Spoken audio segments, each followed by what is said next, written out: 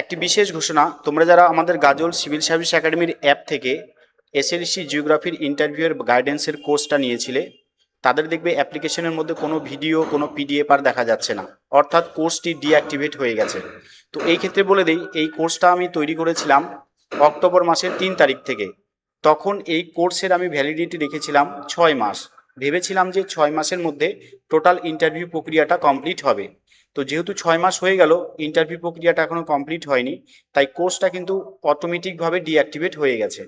তো আমি কি করলাম, নতুন করে আবার ওই কোর্সটাকে জেনারেট করলাম এবং আরও কয়েক মাস তার ভ্যালিডিটিকে বাড়িয়ে দিলাম।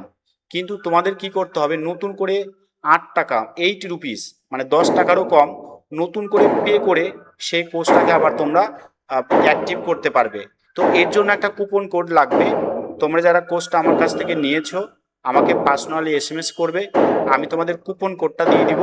সেই কোডটা ইউজ করে তোমরা কিন্তু আবার সেই আগের ভিডিও বা পিডিএফ নোটস সেগুলো কিন্তু দেখতে পাবে এবং পিডিএফগুলোকে ডাউনলোড করতে পারবে। ঠিক আছে? তো কোনো অসুবিধা হলে অবশ্যই আমাকে এসএমএস করবে।